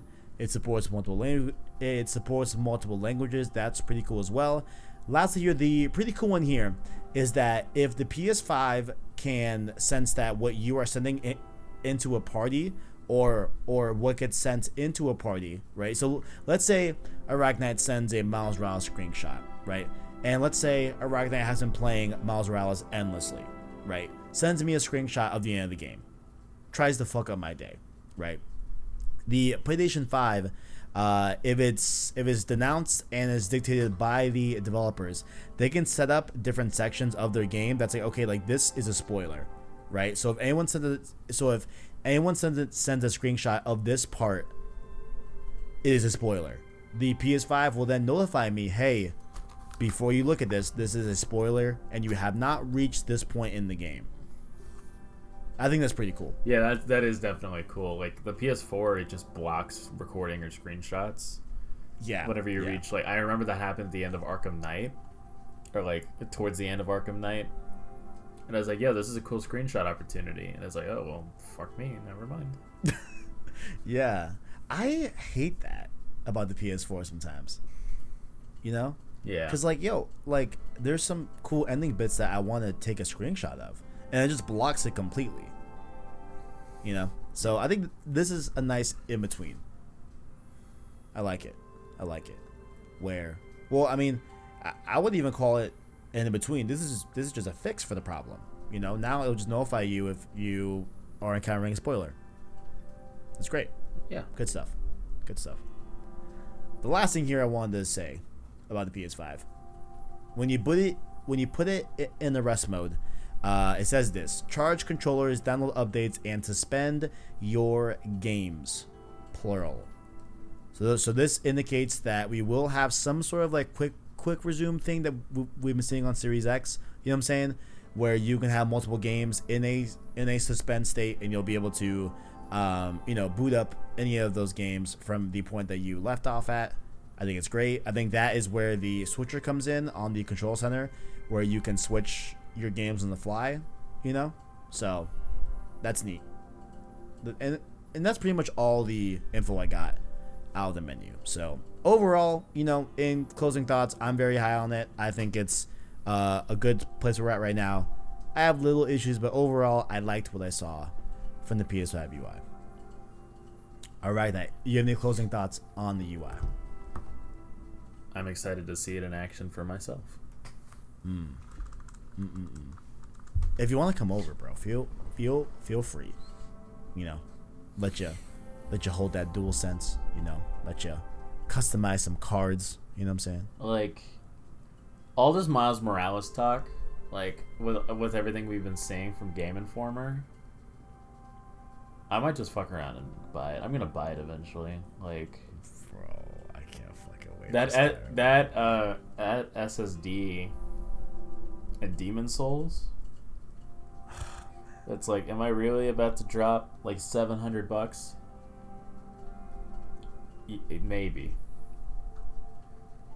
I'll do a poll. I'll do a poll on Twitter. Should ArachKnight buy a PS5? Should I give in? Because I'm gonna buy it eventually. Like, the only difference is, do I buy it now or do I buy it later? It makes sense.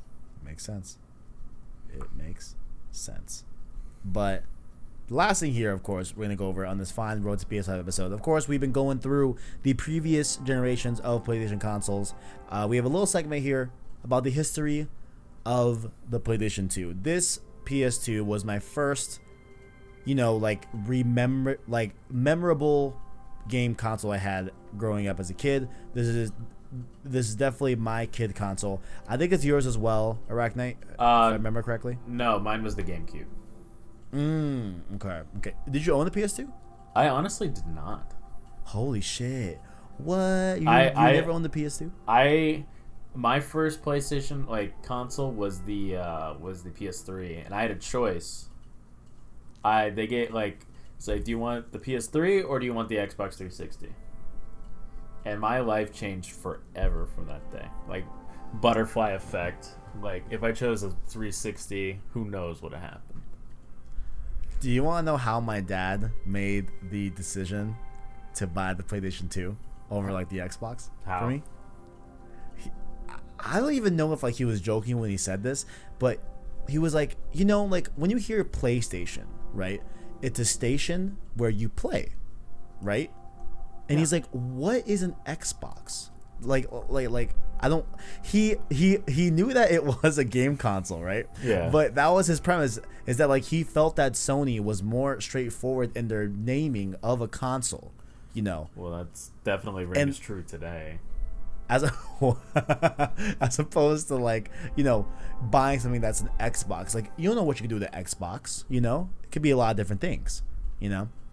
So that was one of the things that I'll never forget, him citing of yes, and I know also it was because the PlayStation 2 was huge, and my uncles had a PS1 and different stuff like that, but yeah, that's a fun little fact about that. But how do you want to tackle this, man? This is a very short section, but you want me to take the release dates and you take the specs a little bit. We got a little bit of sales action, top 10 selling games, and some facts. You want to do popcorn style? I think we could just go through it organically. We'll talk about it. One of us introduce it, we'll just talk about it. The release date. This console released 2 days after I was born in Japan. What the fuck? 2 days after I was born. My birth. Holy shit. That's kind of crazy. I was an infant. I was a child. I was a chunky boy. I weighed 10 pounds. You were a 10-pound baby? I was fat as fuck. Motherfucker, damn. Yo, is your mom cool? Like, is she aight? She aight. Bro. She tough. I can imagine. I can imagine pushing anything 10 pounds out of your body. You gotta have some strength. My niece was 13 pounds. There's some lore for you. We have strong genes in this house. That's like pushing a PS5 out. Yeah. I think. I don't know how much a PS5 weighs. I know it's out there, but I gotta imagine it's around the double digits of pounds. Shout out to women. Big ups to women. Big fan. Huge fan, actually. Huge fan. Yeah, I am also a fan. Huge fan. But wait, hold on. The Slim for the PS2, and in the doc it says that it released on October 29, 2000. I assume that means 2004. Yes, that was 2004. 4 years. Like I was a baby. This is when Spider-Man 2 came out. Like you love to see it. You love to see it. Like my parents were very protective when I was younger. So they were like, my sister and I were into games. Like they knew that. So it's like, what console are we gonna get the kids? Because my sister was only a year older than me, so we were like 4 and 5 when we got our first console. So it's like Nintendo, Family Company, cute blue hedgehog, and a plumber. Like those are kid games, right? Opposed to like the games that were being advertised for the PS2, like we see here, like San Andreas. Like it's like, we're not gonna let our kids play that. Yeah. So they got us the GameCube, which honestly I'm happy about. Like I have a lot of fun memories on the GameCube. Yeah, I'm the opposite. I played GameCube a little bit at like friends' houses as a kid, but I never owned a GameCube. Like having a GameCube really like defined like my early years in games, like because from the GameCube then we went on to the Wii, and then I was like 11 when I finally got a PlayStation. Yeah. Like I got it for Black Ops. Hell yeah. So like a lot of my favorite franchises like Sonic and like stuff like that was founded by that one choice my parents made. Like my sister and I got one game each. She chose Mario Sunshine. I got Sonic Adventure. Interesting. Very, very interesting. I'm trying to remember. Like, we're not even talking about the games yet, but like my standout games of the PS2, Guitar Hero, Need for Speed Underground 2, Star Wars Battlefront 2, and this was a time where like my parents also like really watched what I played, right? It wasn't until PS3 where I was allowed to play rated M games, right? But on the PS2 I was not allowed to play rated M games, right? So I actually, funny enough, the reason why is because my dad did buy me San Andreas and saw me playing like the first like 10-15 minutes of it and was like, nope, you're not gonna play this, and he returned it. Straight up. Very, very weird. So I never played San Andreas actually. But yeah, I played a lot of Battlefront 2, a lot of Underground 2, which is one of my favorite games ever. Guitar Hero. There was also, do you remember the Disney movie Cars? Yeah. I am aware of Life is a Highway. Are you aware of the ancient relic that is Cars? I played the video game of that as well a lot. It was a open, honestly, in hindsight, it was pretty cool because like it was like an open world. You were playing in the town and all that, you know. It was cool. Driving around as Lightning McQueen. It was cool. You know what I'm saying? But yeah, I loved the PS2. I loved it so much. It was great. And it came out in North America on October 26th. Europe, November 24th, and November 30th for Australia, all in the year 2000. So, as opposed to the PS1, where it took a year to get that console released everywhere, it took this console only about 7 to 8 months. So, definitely a little shorter time here. We can see an even shorter time frame for the Slim model, which I did have the Slim model. The super really thin PS2. I had that one. It released in Europe October 29th, November 3rd in Japan, November 25th in America, and December 2nd in Australia, all in the year 2004. So that's a much shorter time as well to get to global market, was October to December. So they definitely got more efficient and better with distributing their console as the years went on. Tell me about the specs of ArachKnight. What do we got here? Bad. Hey, but it's getting better though. It is. We see these advancements. We see a 1.2 GB per second. Fire. Yeah. Technology really do be progressing. What was it? The max resolution was 1280 by 1024. That's an odd. Oh, because it was 4:3. Yeah. Right. Okay. So that's why it looks weird. Gotcha. The sprites is a lot higher. The polygons are a lot higher. What was it, like 18 million for the PS1? Let me see. So PS1, it's on the dock. Let me see. PS1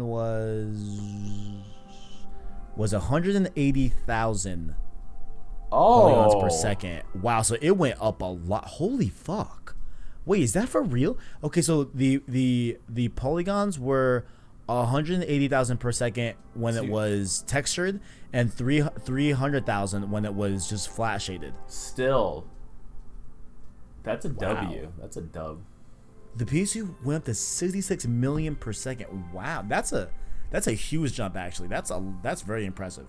Like, fuck. This is a massive increase in power across the board compared to the PS1, and you can definitely see it in the games. Like, we've gotten some of the most memorable games of all time on this console. Oh yeah, for sure. Absolutely. Yeah. So that's very impressive. I'm very, very impressed to see these specs, especially with the time and the jump from PS1. Like, good job, PS2. We're proud of you. Yeah, like, this is why people call it the best console of all time. It's true. It's not only the best console, but the best selling game console ever. At over 155 million PS2 sold to date. That's a dub. This is the number one, right? Take account 3DS, take into account the Wii, take into account everything. It is the top dog, the biggest console that ever was the PS2. And what we do have to note, right, which is very important, is that while the PS2 was a great success in terms of games and all that, one of the main core reasons why that number is so inflated is because it was the cheapest DVD player on the market at that time. Right? Like, people would just buy a PS2 because it could play DVDs, and it was at a cheap, affordable price. I believe it launched at $299. I'm pretty sure it was $299 when it launched. I'm surprised I didn't include that here. What the hell? But yeah. So the PS2 was the cheapest DVD player on the market. That's another reason why it sold so much. But not taking away from that number. That's a great number. That's huge. And it reflects as well in the top 10 best-selling games. ArachKnight, what sold the most on PS2? What do we got here? We got some interesting games here. Yeah, we've got... I don't know how Gran Turismo sells so much. I've never met or, like, played... Because I've never met somebody who's like, oh yeah, I have Gran Turismo. I was like... Dude, Gran Turismo is fucking huge. That's a big IP. Yeah, that is. Yeah, a lot of racing enthusiasts love Gran Turismo for sure. Yeah. Like, unsurprisingly, we've got San Andreas at 17.3 million. The Gran Turismo 3 and 4 at 14.89 and 11.76 respectively. Another Grand Theft Auto, Vice City, at 9.8. Final Fantasy X at 8.5. Grand Theft Auto 3 at 8.1. MGS2 at 7 million. Final Fantasy 12 at 6. Tekken 5 at 6, and Kingdom Hearts at 5.9. Kingdom Hearts almost made that 6 million. Just barely hanging in there. But we can see here clearly that Grand Theft Auto was fucking huge on the PS2. Huge, right? The top selling game is San Andreas. We had how many Grand Theft Autos? You had 1, 2, 3. 3, but I mean, hey, 3 out of 10 Very from good. the same developer is a lot. Yeah. Yeah, that's big. We had 2 Final Fantasy there's, not a big surprise there. I thought Kingdom Hearts would have been a little bit more than that, but I don't know. Cool that it reached the top 10. But yeah, not and of course we have Metal Gear Solid 2 of course there as well. Gran Turismo as well. But overall, pretty cool, interesting looking top 10 that really kind of like set the tone. And the biggest thing to write home, I feel like, is that Grand Theft Auto was a big deal on PS2 for sure. Lastly here, to end off the show, let's read 7 fun facts about the PlayStation 2. I'll start real quick. The PlayStation 2 had a lot of cool, unique features at the time. One was that users could set it horizontally and vertically depending on their preference, thanks to a vertical plastic stand. Which also, fun fact, the logo on the PS2, you could turn that to match the orientation that you set it at. So if you stand it up vertically, you could turn over that logo on the front of the PS2 to make it vertical. And horizontal, same thing. So that was a really neat feature on the PS2 as well.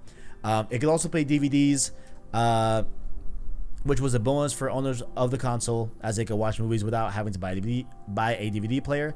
The PlayStation 2, all that good stuff. Oh wait, actually, fun fact: the PS2 was the first gaming console to offer this function too. It was the first PlayStation console to offer backwards compatibility for the PlayStation controllers and all of its games as well. So you could use the PS1 controller with the analog sticks on your PlayStation 2, and all the games could run on PS2 as well. So you'll have to see it. They were ahead of the curve there. Head of the curve. I love it. Like, no, go ahead. I was gonna say is like, even though I'd never had a PS2, like I still have a lot of respect and love for this console. Like, I fucking love the PS2. Solid. PS2 was fucking great. I can't wait till they release a PlayStation 2 Mini. I want to jump on that thing so fast, bro. I can't wait till they sell that.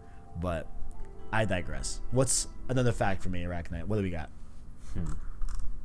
Well, we've been talking a lot about facts. I don't know. Something I'm seeing here is like the Falcon 30 microbox. You see Falcon 30 microbox. Oh, I see. Hi, hello. Okay, yeah, right there. The Sony bought the design pen, so they just yoinked it. They just took it. They not only ripped that, right? But it was from Atari, another game company. A titan in their prime, but was going bankrupt when they bought it. That's some ruthless ass shit. It's like, hey, yo, let's cop that design real quick and make the best selling console of all time. That's gotta sting for Atari. But it's funny because like this micro box, again, link below in the description, does look like a PS2. It does. It's really funny. Yeah, it's almost like they took the design. That's precisely, yeah, you're right. Precisely. Exactly what they did. Oh man, I digress. I got one up here about how many games were sold on the PS2. There were more than 3,000. There were more than 3,847 video games released for the PS2, which is less than the PS4. The PS4 has around, I think, 4,000. And more than 1.5 billion copies of games were sold everywhere. Wow, that's a fucking lot. Holy shit. However, the user Ahan76 has all of the US released games for PS2. He began collecting them back in 2000, and his first game was Ridge Racer 5, which was bought with the console. He has only first editions, and he never opened any of them. He has a complete United States collection of PS2 games. That's wild. You know, it's a terrifying thought whenever I hear stories like this. What's up? Like, what if your house catches on fire? Oh, bro, you're fucked. That's like burning money right there. Literally. Yeah, no, it's like people that have like these massive giant collections of things. If tragedy were to strike, God forbid. Right. That's an L. That's the biggest L I think anyone could take, honestly. Bold, italicized, cursive L. Underline. I started with a regular L, ArachKnight, and as you said, bold. It bolded. As you said, italicized. It became vivid. And then the cursive, I was like, ooh, okay, that's a nice little wrinkle there as well. That's pain. That is agony. I would be so like defeated if something like that were to happen to me. Yeah, that's quite tragic. Quite tragic. What other facts have we got, ArachKnight?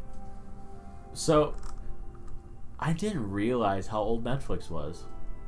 Yeah, this was really interesting too. Go ahead, read it to the people. So, it was the first Sony console able to stream Netflix. However, this was only available in Brazil, and it was given as a CD.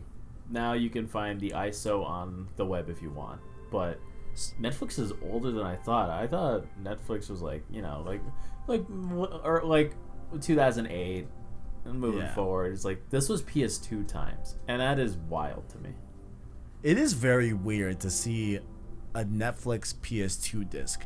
It looks fake because you would presume that's fake. Like no, like the there was never a Netflix on PS2. What the fuck does that even mean? But yeah, no, it's there. Yeah, I know about the disc thing too. Like I know, like back in like the PS3 days, you had to run Netflix off of a disc. Yeah, right? I remember that.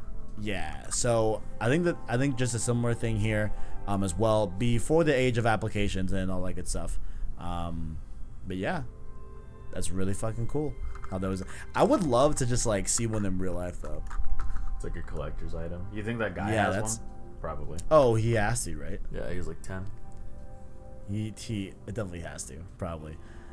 Another dude crazy about PS2 was that a man named Dan Holmes was so crazy about his PlayStation 2 that he has legally changed his name to Mr. PlayStation 2. People are weird. He asked a few Vickers if they would do a marriage between him and his loved console too, but they did not seem keen on the idea. So he even tried to marry his PS2, but he did change his name to Mr. PlayStation 2. Go off, I guess. Look, I love PlayStation, right? But I'm not changing my fucking name to PlayStation. That's not happening. Like, nah, that's not happening. It reminds me of a story about a couple who named their child Dovahkiin, and Bethesda's like, yeah, you get you'll get free Bethesda games for life. Because you named your kid after the Dragonborn. Okay, now if PlayStation came to me and said, hey, listen, if you change your middle name, because I wouldn't do my first and last name ever, but like if it was like, hey, middle name, right? Or add on, I'll accept adding on to my name legally, right? Yeah. Like Kevin, middle name, hyphen, PlayStation, you know what I'm saying? I would be down for that. But if they came to me and say, hey, listen, you do this and we'll give you every console for free here on out, I would do that. Yeah, that's a easy W for sure. People are weird about their names. Like some people change their name to like. Some dude literally changed his name to Peter Parker, Peter Benjamin Parker. You see, that's too far. I like Spider-Man. I love Spider-Man. Absolutely.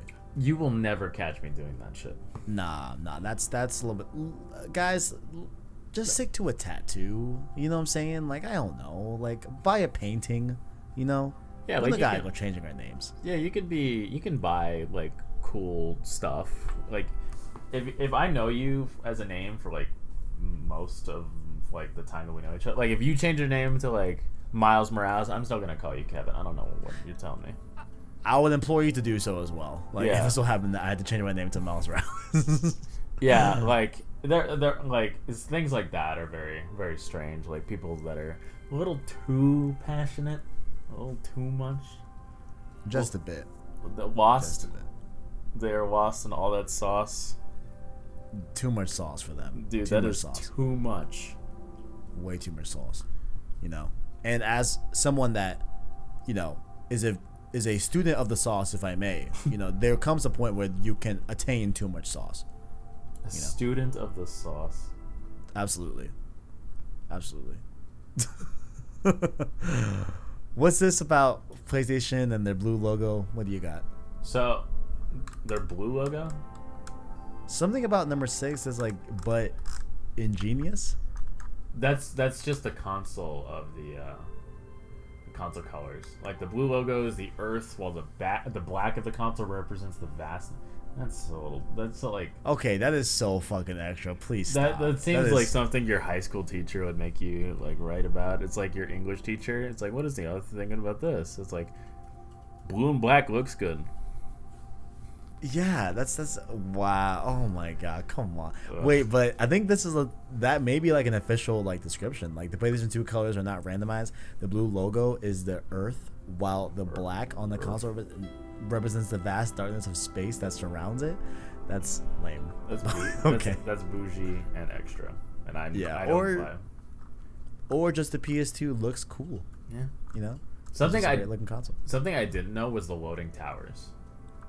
Tell me about this, because I figured this out or was given this intel like when I was like 15. Yeah, it's like the PlayStation 2 loading screen. Some white towers appear as a different loading bar, but they have a secret purpose. The towers represent all the saved game data you have in the console, and their height change based on the time that you spend playing the game. So if you have 5 saved game data, you will find 5 towers on the loading screen. That is so fucking cool. That is very, very cool. That is so fucking cool. And, like, to really prove this, if you boot up a PS2 with no memory card in it, it'll just be no towers. Yeah. Yeah. Like, that is so fucking cool, man. I think that's such a neat little thing that, you know, I don't think the box or the UI or anything ever told you about it, but I think that's really neat, you know? I'd love to see what that guy, the collector's towers, look like. It's just a huge building. Like it's a New York skyscraper. It's just all the towers are just one level now, and here's just a block of towers. There you go. But I love the PS. Do you recall what the PS2 boot up sounds like at all? I've seen I've played the PS2 at friends' houses. I remember distinctly playing it at like a sleepover. Like it was like my first ever sleepover when I was like, I had my first sleepover when I was like 12. Damn. My mom did not vibe with sleepovers. She did not want me doing that. Right. So I went to my first sleepover when I was like 12 or like 13. I remember playing the PS2, and it's like, this console's cool. And then we just went to play Black Ops Zombies on the PS3, and then I forgot about it because I was like 12. But I don't have a lot of experience with them. Yeah, I love the PS2 front and back, man. I that is like 100% like the PS2 is really, really where my gaming origin starts. It's with that console. 100%. You know, I had a Game Boy, I had a DS, and of course, you know, like those were cool, but like I feel like I connected a lot more with the PS2, and then right after that with the PSP, a lot. Like both of those two working in tandem allowed me to, I think, really, you know, become the gamer that I am today. This piece of shit talking to you all on a variety of different content about PlayStation. So overall, big up to the PS2. Love you, bro. Love you, King. I still have my PS2, actually. I have my childhood PS2 up in my closet right now, actually. I do.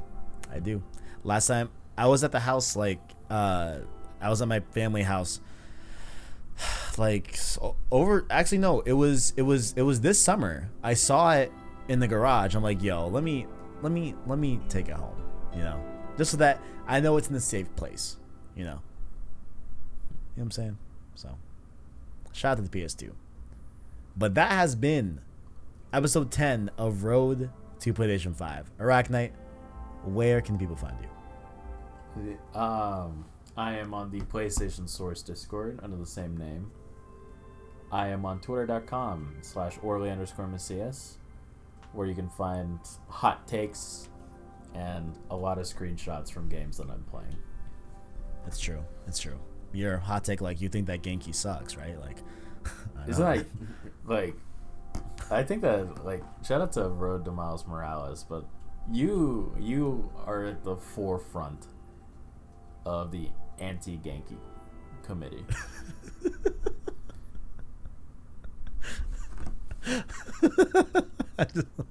I just don't like his name. I don't know. But you can catch us, of course, on Road to Miles Morales as well.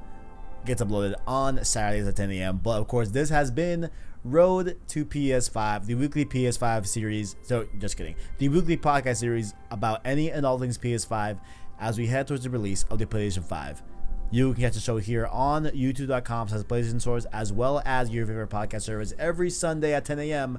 by hitting the anchor link down below to find us on Apple Podcasts, Google Play Podcasts, Spotify, and any other major podcast service by just searching PlayStation Source podcast feed or hitting the anchor link down below in the description. To support the show, you can of course like and subscribe, as well as become a member of the channel by hitting the join button or the link below in the description. You can be a Prince tier member for $5 or a King tier member. Just kidding. Prince tier member for $1. Damn, I messed up this outro so bad. Prince tier for $1, King tier for $5. Gives you access to different channel badges, emotes, as well as shoutouts and all pieces of content, just like the homies Owen, ArachKnight, Chungi, Caleb, Kaiser, and the homie Tapiwa Musa. Much love to you gentlemen as well. Follow us on other platforms such as Discord and Twitter down below in the description as well. And that's been a show. Catch you guys next week where we're going over PS3. That's cool. You know, something that we're definitely more familiar with. And next week, I don't know. We'll see what happens. Pretty soon, we're getting close to the bets episode as well for PS5. So that's gonna be some fun stuff. But yeah, that's been the show. Thank you all for watching, and as always, greatness awaits. See you later, guys. See ya.